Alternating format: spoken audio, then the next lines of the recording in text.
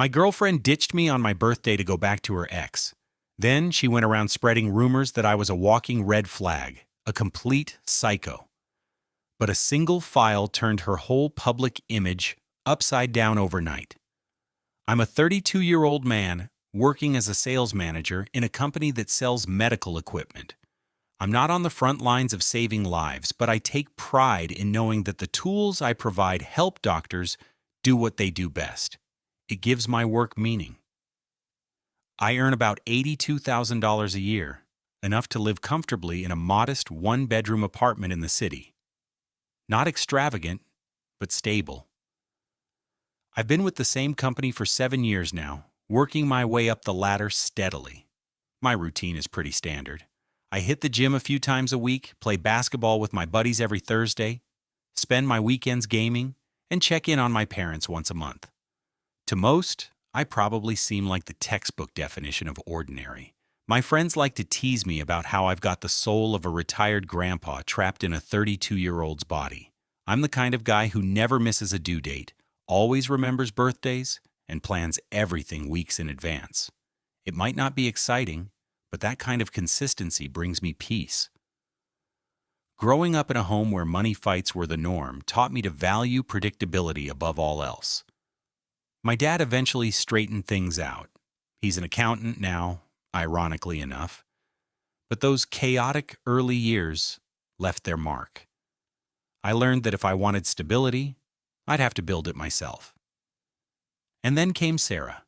She was 27 when we first crossed paths at a housewarming party hosted by my friend Dave. She had the kind of beauty that just stopped people in their tracks. Effortless, radiant, magnetic.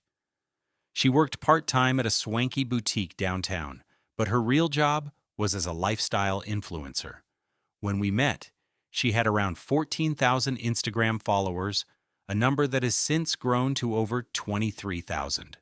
Not a massive celebrity by any means, but enough to earn brand partnerships, free products, and sponsored trips. I saw her across the room, surrounded by people, laughing, completely in her element. I genuinely didn't expect her to notice me. Somehow we struck up a conversation, bonding over a bizarre cocktail Dave had concocted, and there was an instant spark. Instead of her phone number, she gave me her Instagram handle. In hindsight, maybe that should have been my first warning, but I was too smitten to care. We set up a date for the following weekend, and things just took off from there.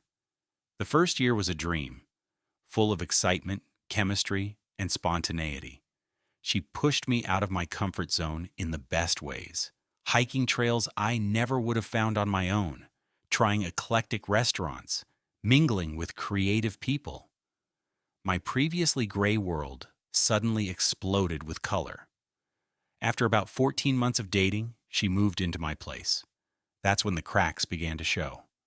At first, it was subtle. Late-night phone calls taken in the other room. Vague text messages. Then the name Mike started popping up more often. Her ex. It started with her saying he was struggling, having panic attacks. His therapist says having a familiar face around helps, she'd explain. Or, his mom is seriously ill, and he doesn't have anyone else to talk to. There was always a reason, and always a crisis. The odd coffee meetup turned into a recurring event. The phone buzzed constantly. Plans we had carefully made, my birthday dinner, introductions to my colleagues, a long-awaited weekend trip, were postponed or outright canceled because Mike really needs me right now. It got to the point where I felt like I was dating both of them.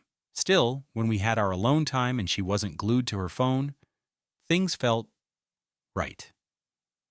Those moments kept me hanging on. I'd think, this is why I stay. This is what we're working toward. But those moments were becoming rare. I tried to bring it up gently, repeatedly. The pattern was always the same. I'd express how it felt like Mike came first. She'd shoot back with, "You're being unreasonable," or, "He's dealing with a lot." And when I pushed further, I'd get, "So you don't want me to be there for a friend?" That's controlling, Jake. And just like that, I'd become the bad guy, the possessive boyfriend. She'd accuse me of trying to isolate her. In reality, I was just trying to protect our relationship from constantly being sidelined. By year 3, things were hollow. We shared space more than we shared lives. She was constantly plugged into social media, either creating content or chasing the next trend. And whenever Mike needed her, she was gone. Despite her growing brand partnerships and free swag, I was covering nearly 75% of our shared expenses. Her excuse was always that influencer income was too unstable and that I needed to shoulder more of the predictable bills. "You don't understand the pressure I'm under," she'd say. "If I don't post consistently, I'll lose followers.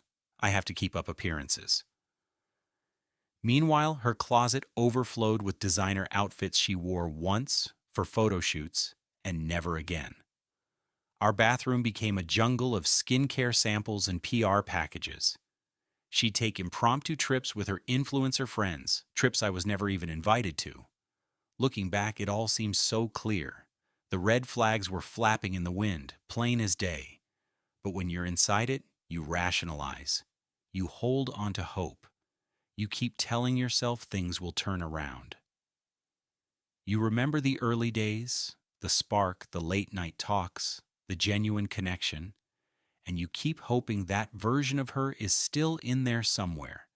That if you're patient enough, supportive enough, things will find their balance again. But the truth is, compromise only works when it's mutual. And in our case, it wasn't.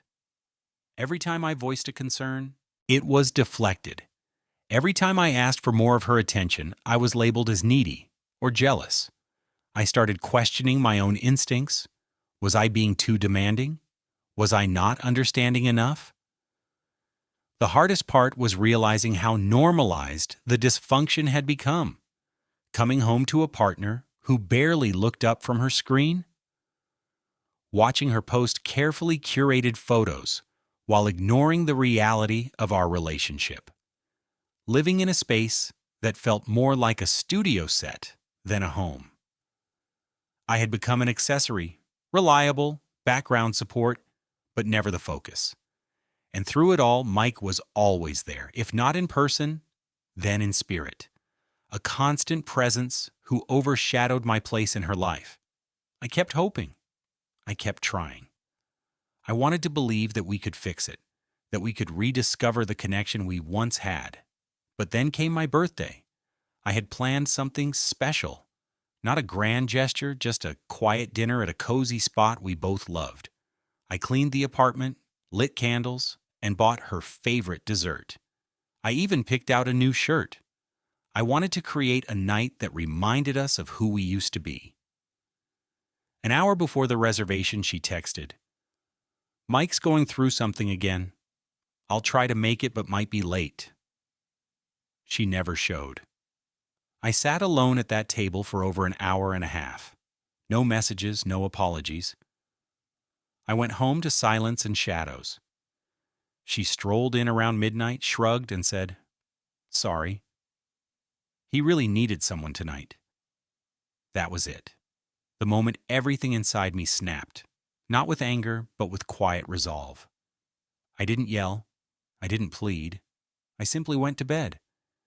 And in that silence, I realized this was no longer a relationship. It was an arrangement, and one I was finally ready to walk away from. You remember how good things used to be. Then came my birthday. I'd been looking forward to it for weeks, not because turning 32 is special, but because it was a rare day when both Sarah and I had completely clear schedules. I'd taken the day off work, went to this fancy butcher shop, and dropped $135 on premium ribeye steaks, bought all the ingredients for her favorite sides, and was planning a quiet dinner, just us, before meeting friends later. It was supposed to be perfect. I even cleaned the whole apartment that morning, bought fresh flowers for the table, the whole 9 yards. She'd been distant lately, always on her phone or rushing out for content creation. And I thought maybe this special dinner would help us reconnect. I was in the kitchen prepping everything, feeling good, music playing when Sarah burst in, already dressed up, full makeup, hair done, wearing an outfit that definitely wasn't meant for a quiet night at home. My heart sank before she even opened her mouth. "Hey babe, happy birthday," she said, barely glancing up, eyes glued to her phone. "Mike just texted. He's having a complete meltdown about some work thing and really needs MME if I got to run." "Don't wait up." "Okay." I just stood there, knife in hand, staring at her. "It's my birthday, Sarah. We've had these plans for weeks." She finally looked up from her screen, gave me this patronizing little pout. "I know, and I'm really sorry, but he's in a really bad place right now. You understand, right? We'll celebrate tomorrow, I promise." What kind of work emergency requires my girlfriend instead of, I don't know, his team, his boss, literally anyone else? I asked, trying to keep my voice calm. She sighed like I was the one being unreasonable. "It's complicated. He got passed over for a promotion and he's spiraling. You know, he has anxiety issues. Look, I don't have time to explain it all right now. I really need to go." Before I could say anything else, she kissed me on the cheek and walked out. Less than a minute later, my phone buzzed. A text from Sarah. "X needs me. Don't wait up." No apology, no birthday wish, just that cold message. Don't wait up. Like I was her roommate, not the partner she'd spent 3 years with. That was the moment something inside me just snapped. A switch was flipped. After nearly 3 years of watching her rush to this guy every time he snapped his fingers, I finally hit a wall. I just replied, "Understood," and I meant it. I stood there in the kitchen staring at the half-prepped steak, and a strange calm washed over me. That numb kind of clarity when your heart finally catches up with your brain and says, "We're done here." I put the food away, turned off the music, and walked into my bedroom. Technically, my name was on the lease. I paid the majority of the rent, even though she made nearly as much as I did from her influencer sponsorships. Her side of the closet was overflowing. Louis Vuitton bags, Lululemon workout gear, luxury heels, Sephora hauls still in shopping bags. The whole room looked like the inside of a fashion magazine. Meanwhile, I was covering utilities and rent because she needed to invest in her brand. A $2,200 Prada handbag she'd bought last month was sitting right there on her dresser. That same month, she told me she could only swing $400 for rent instead of the usual $800. I'd brushed it off, told myself she was just having a slow month. But standing there, looking at that purse, the math finally started to make sense. I was subsidizing her Instagram lifestyle. I opened my Amazon app and ordered 3 large suitcases with same-day delivery. Thank God for Prime. While I waited, I went through everything carefully. I laid out all her designer clothes, sorted every pair of shoes, and bagged up her makeup. I wasn't vengeful about it. I didn't break or toss anything. I folded her clothes neatly, wrapped her jewelry in tissue, and even padded her makeup palettes between sweaters so nothing would crack. I'm not cruel. I took pictures of the packed bags, just in case. Mike's address was conveniently saved in her maps. Favorites on our shared iPad. Made things easy. I scribbled a note. "Since you chose Mike over me on my birthday, I figured your stuff would be happier with him. You two deserve each other. Don't contact me again." Then I called a courier service. Same-day delivery, door to door. Cost me $175. Worth every penny. I watched them load the bags onto the truck like they were removing a chapter of my life. "Handle with care," I told the driver. "Valuable cargo." After they left, I sat alone in that now half-empty apartment. The silence was loud, but it wasn't heavy. It felt clean, lighter than I had in years. And for a brief second, I wondered if I'd gone too far. Was this all too extreme over a birthday dinner? But then I thought back. Not just about tonight, but the whole timeline. The endless last-minute cancellations, the emotional unavailability, the manipulation of money, the way I was always second to her ex. No, this wasn't about one missed dinner. This was about finally reaching the end of the line. I sat at the kitchen table, still in my apron, staring at the candles I'd lit just hours earlier. The apartment was silent except for the occasional hum of the refrigerator. That silence, though, wasn't empty. It was peaceful. For the first time in years, I wasn't waiting. Waiting for Sarah to come home, waiting for her to pay me back, waiting for her to look up from her phone, waiting for the version of her that I fell for to reappear. There was nothing left to anticipate or hope for. Just me, the quiet, and a deep, unfamiliar sense of freedom.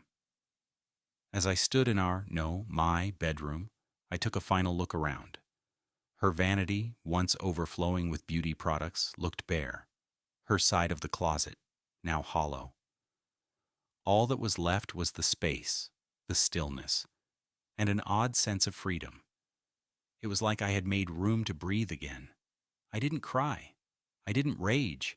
I didn't even touch the food I'd spent hours preparing. I simply sat there and let the quiet settle in. I let it tell me what I already knew. I had done the right thing. The next morning, I woke up to a string of unread texts and missed calls. First from Sarah, then from mutual friends. At first, it was confusion. Where's my stuff? Jake, what the hell? Then came the accusations. You overreacted. You could have talked it out. But none of that mattered anymore. I wasn't playing the part of the patient boyfriend anymore. I wasn't the safety net she could fall back on when Mike didn't give her the attention she craved. I had finally chosen myself. And after years of being her fallback plan, that felt better than anything I could have imagined. It hit me that what happened wasn't just about one isolated day. It reflected a long-standing pattern I had been too blind, or maybe too hopeful, to recognize. I immediately changed all my account credentials: Netflix, Hulu, Amazon, even the passcode on the shared iPad. Then I ordered food from my favorite takeout place, the same one Sarah always called too greasy for her brand. And for the first time in months, I felt genuine peace in my own home. About 3 hours later, my phone lit up with a call from an unfamiliar number. I answered, and on the other end was Mike, his tone irritated and sharp. Jake, are you serious right now? Sarah's outside my place with 3 enormous suitcases, sobbing her eyes out. She says you kicked her out. I could hear her crying theatrically in the background, straight out of a drama scene. Tell me something, Mike, I replied calmly. Did I actually throw her out? Or did she decide to abandon me on my birthday to run to you for yet another emergency? All I did was help her things reach the place she clearly prefers. He snapped, Man, you're acting unhinged. She just came over because I needed help with something for work. Oh, yeah? That must have been a critical task to pull her away on a random Tuesday evening. And interesting that you're calling me about her bags, not about your urgent situation. Jake, seriously, you can't just pack up someone's belongings and ship them out. That's insane behavior. What's actually crazy, I said, is having a girlfriend who runs to her ex every time he calls. Having a birthday dinner destroyed because you can't manage your issues without dragging her in. That's insane. She's not on my lease. She left voluntarily. I just forwarded her mail, in a manner of speaking. She made her decision. Now you deal with it. I ended the call and blocked his number. What followed was an almost sacred silence. For the first time in what felt like years, I could breathe without tension, without anticipation, without emotional noise. I wasn't angry.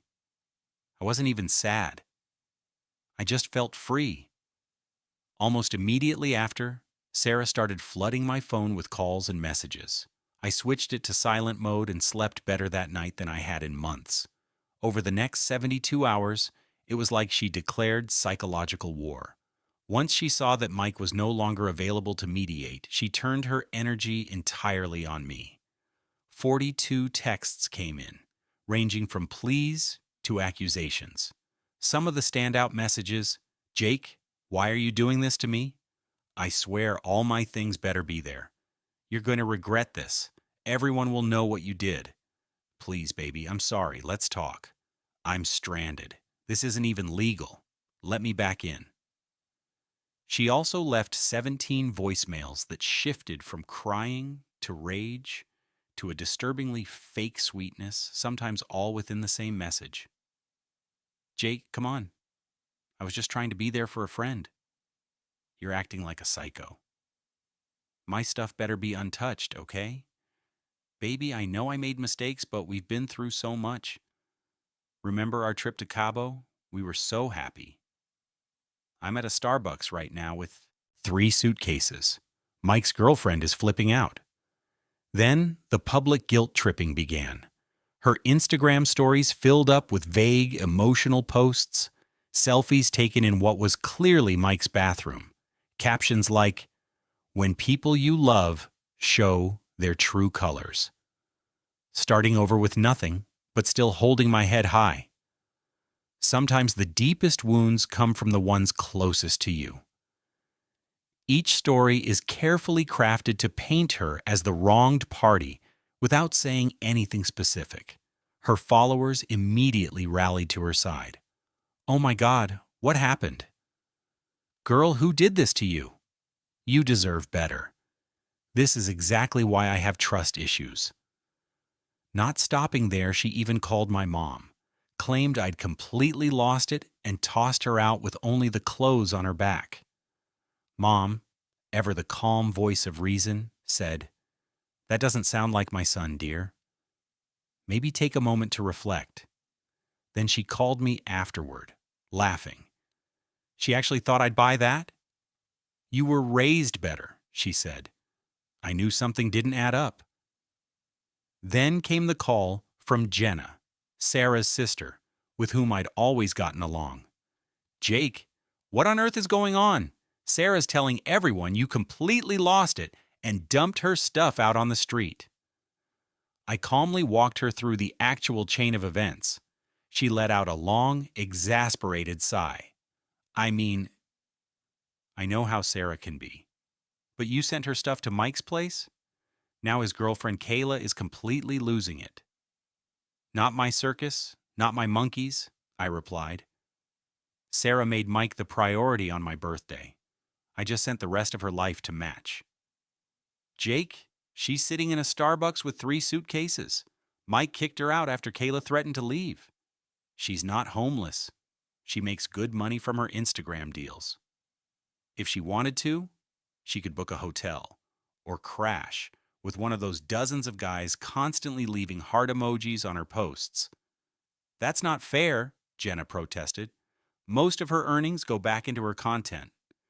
"You mean the designer clothes, overpriced dinners, and vacations I helped pay for?" I asked.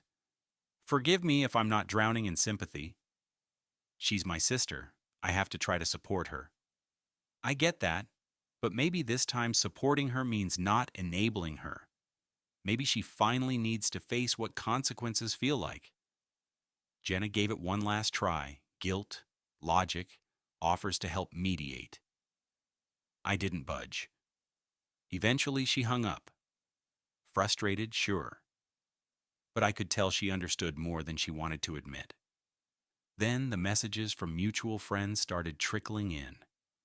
Some took Sarah's word without question, believed her version that I'd suddenly gone off the rails. Others were skeptical, knowing her tendencies, but even they thought sending her stuff to Mike's place was intense. But they weren't there. They didn't live through years of small sacrifices, of seeing their needs constantly pushed aside, of feeling like a second priority in their own relationship. This wasn't about one event. It was the final act in a story that should have ended a long time ago. Only the people who had seen how far I went for her, those closest to me, truly stood by my side. My buddy Chris shot me a text. "Damn man, you finally grew a spine. Proud of you." Dave, the friend whose party I'd first met Sarah at, gave me a call. "Dude, Sarah's out there telling people you abused her, physically." "What? That's a complete lie." "Dave, come on, you know me," he sighed. "Yeah, I do. I told her to cut it out. It's messed up. Just wanted to warn you, she's taking this to a whole new level." It wasn't just a breakup anymore. It had turned into a full-blown character assassination. 4 days after everything unraveled, I got a knock at my door just after 7 a.m. It was Kyle, the maintenance guy in my building. "Hey man, your ex is downstairs flipping out. She's screaming at Morgan at the front desk saying you stole her stuff. Security's getting ready to call the cops." I yanked on some clothes and raced down to the lobby. Sarah was standing there, tears running down her cheeks, mascara smudged all over her face. She was decked out in designer loungewear, shouting like she was in the middle of a courtroom drama. Morgan, poor thing, looked completely rattled. "Where's my stuff, Jake?" "You had no right," she screamed when she spotted me. She stormed toward me like she was ready to swing. I stood my ground. "Sarah, everything you left in my apartment was boxed with care and sent to the address you chose to be at. On my birthday, no less. I've got courier receipts. Delivery was confirmed." Mike signed for the whole thing. She folded her arms, glaring. "I need to check myself. You probably kept my jewelry. My Cartier bracelet is missing." "You're not on the lease," I said coolly. "You don't have legal access to my apartment. If something really is missing, go ahead and file a police report. I've got time-stamped pictures of everything I packed." That was a bluff, but she didn't know that. Her expression shifted instantly. I recognized that look.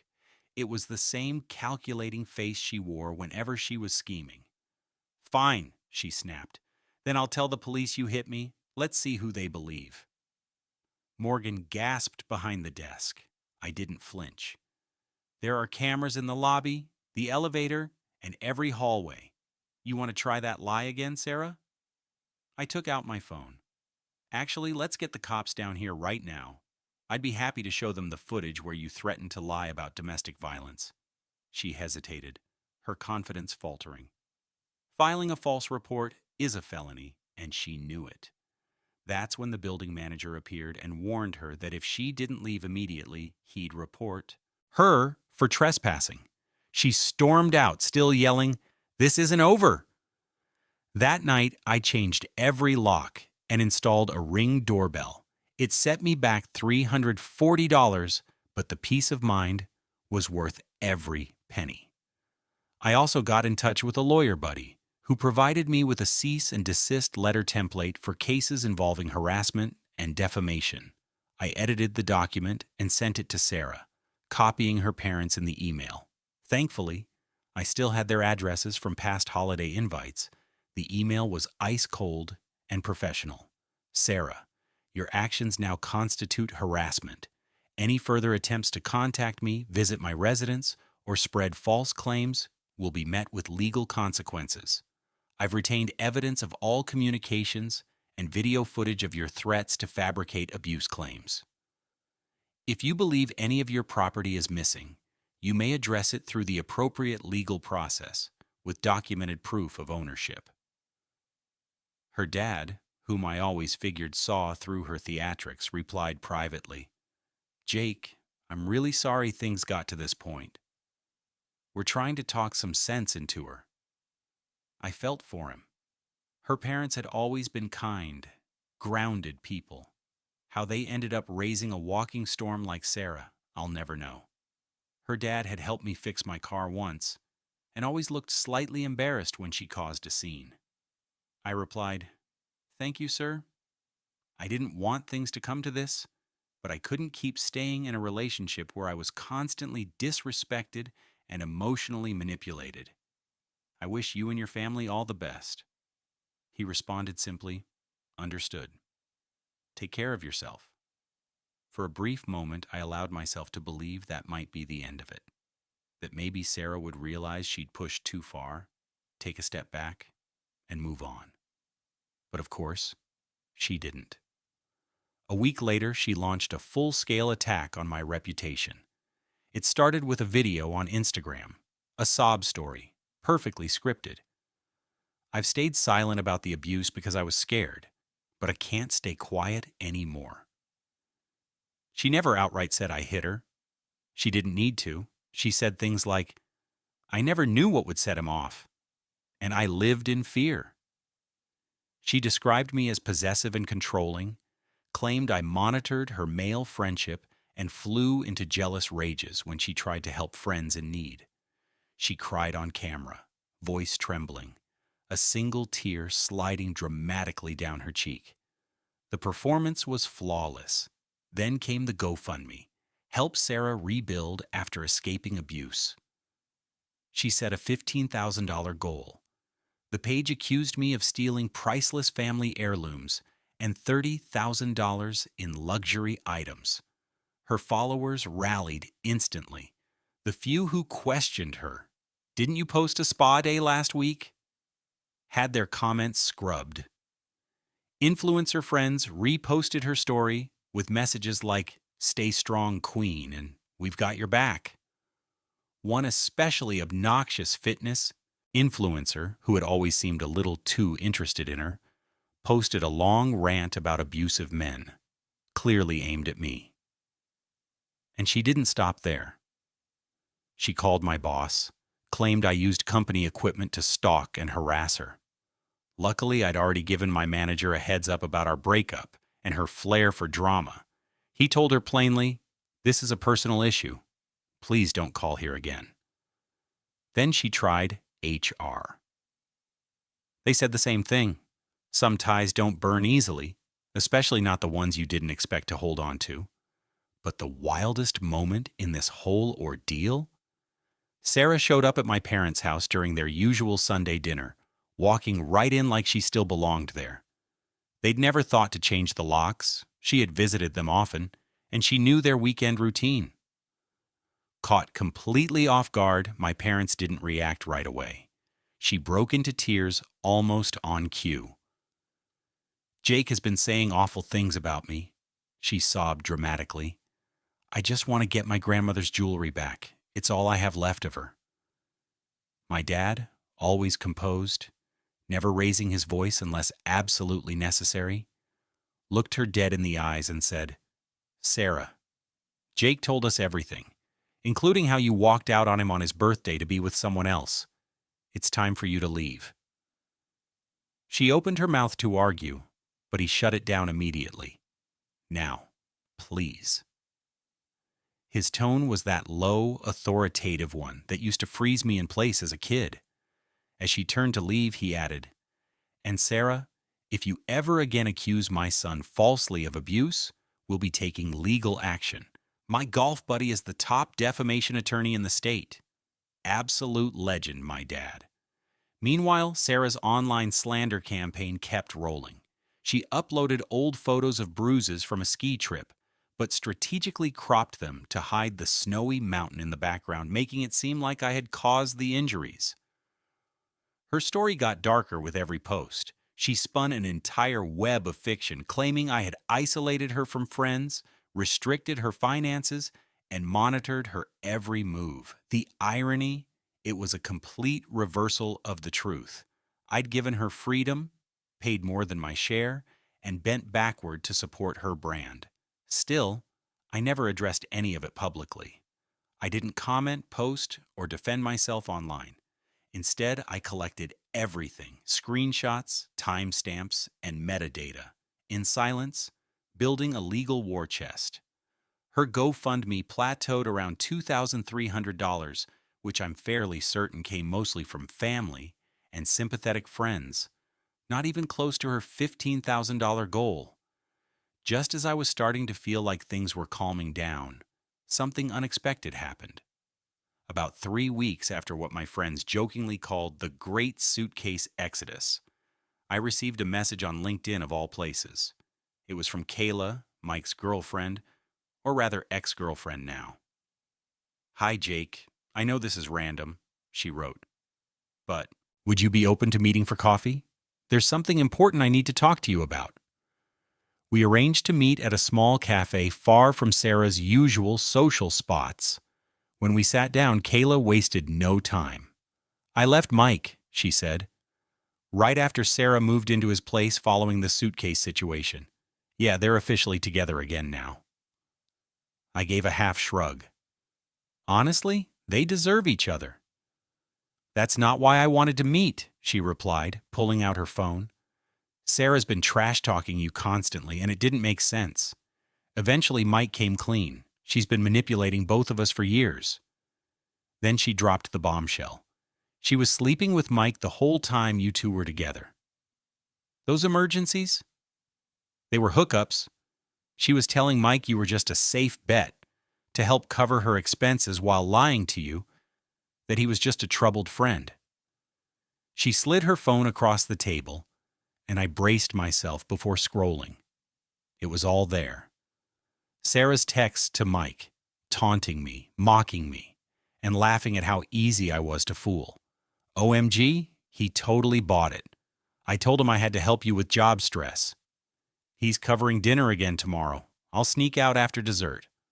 I'll say I have a migraine. Almost got him to co-sign on a car loan. Can't wait to ditch him." There were dozens of these, heartbreaking and infuriating. Every time I'd felt like something was off but doubted myself, I had been right. "There's more," Kayla said grimly. "The GoFundMe? It's a scam. That priceless jewelry she said you stole? She pawned it last year to fund her Coachella trip. Half the designer stuff she flaunts? Fake knockoffs from China Connect?" She had screenshots, Sarah bragging to Mike about her schemes, admitting the abuse claims were fabricated, even plotting how to use the breakup for sympathy and engagement. "Why show me all this?" I asked her. "Because what she's doing is wrong," Kayla replied simply. "And because she tried to blow up my life too. Told Mike I was cheating. Said I was crazy. She's dangerous, Jake. People need to know." With Kayla's help, I compiled everything. My lawyer friend drafted a detailed cease and desist letter addressing the defamation, including every piece of evidence. Kayla's screenshots, my courier delivery confirmations, timestamps, and social media posts. I sent it to Sarah, CC'd her parents, and filed a report with GoFundMe. The fundraiser was pulled offline the same day. Sarah locked her Instagram and disappeared from her usual social media rounds. But I wasn't stopping there. I forwarded the entire evidence packet to the boutique where she worked. Their reputation mattered more than her influencer facade. She lost the job within a few days. And to put the final nail in her fraudulent empire, I submitted an anonymous tip to the IRS. Sarah had been bragging for years about how she got away with tax evasion. "Always accept payment through PayPal friends and family," she once told her followers. "Never use goods and services unless you want to pay taxes. Let's keep it our little secret." Except, the IRS doesn't really do secrets. Her carefully constructed world fell apart faster than I expected. Then 2 days ago, a new number messaged me. It was Sarah. "Please, my accounts are frozen. I can't pay rent. Mike kicked me out when I couldn't contribute.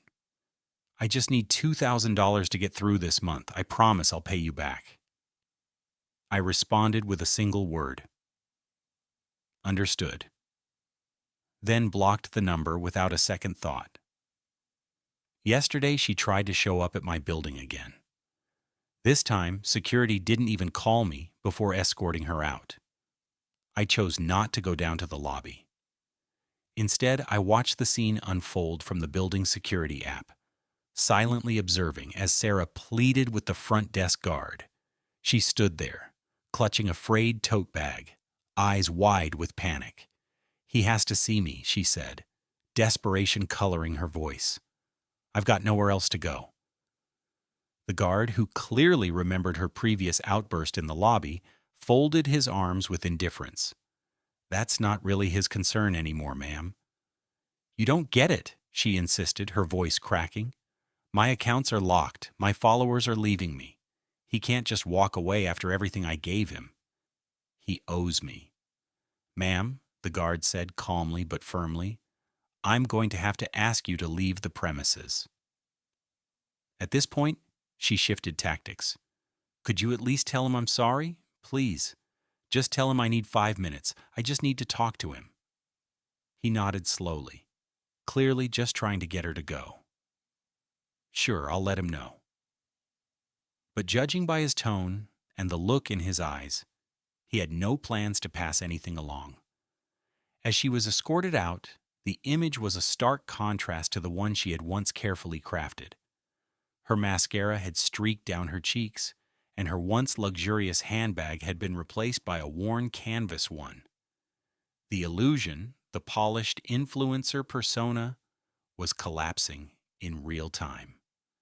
I closed the app, put my phone face down, and returned my attention to the woman across from me.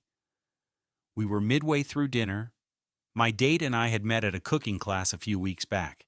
She was smart, independent, had her own apartment, paid her own bills, and hadn't once interrupted a date to dash off to a crisis involving an ex. In short, she was everything Sarah wasn't. Life felt good, cleaner, lighter. Sometimes the trash doesn't need to be taken out. It finds its own way to the curb.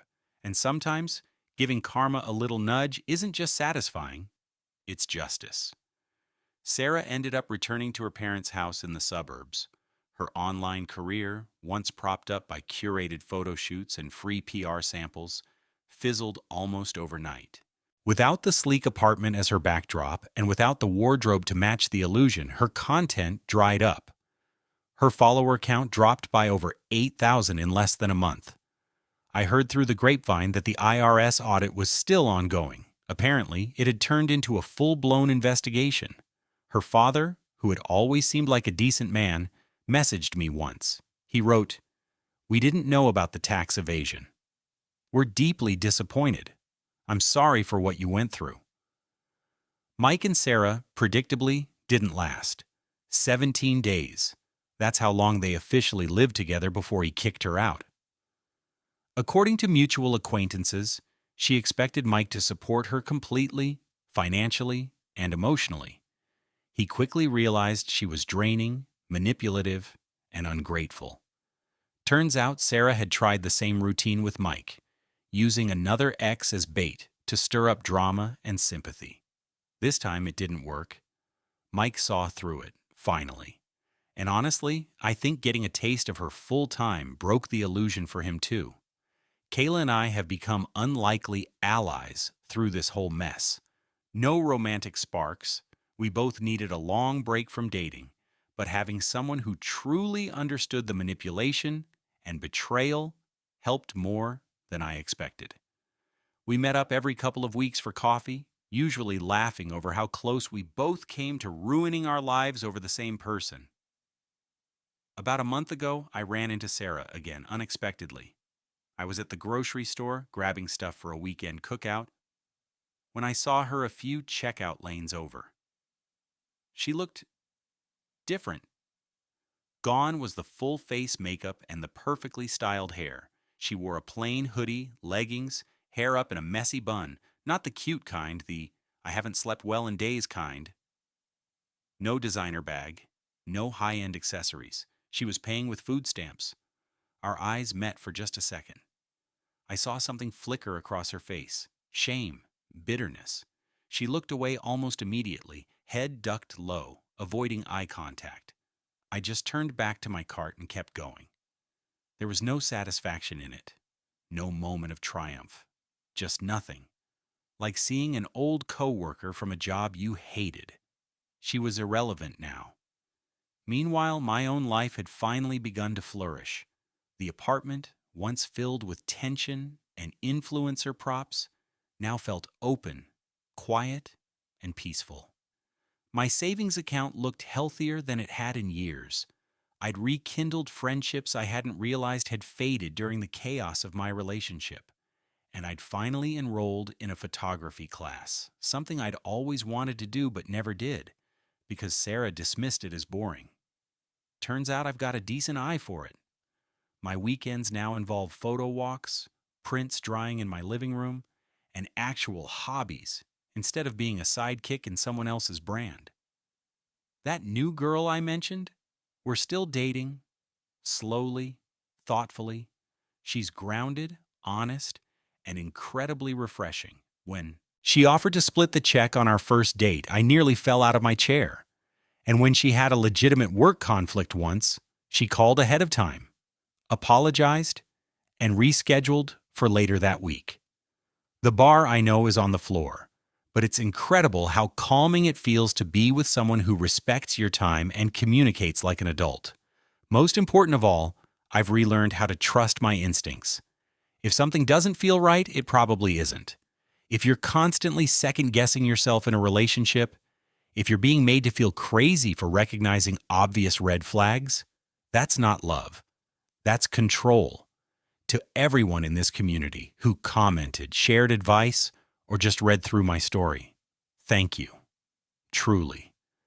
This space reminded me that I wasn't alone, that I wasn't overreacting, and that walking away wasn't weakness, it was freedom. For those wondering about the legality, no, what I did wasn't considered illegal. She wasn't on the lease, had no claim to the property, and I didn't destroy or withhold anything. I packed her belongings carefully, used a professional courier, and sent them to an address she herself frequently visited.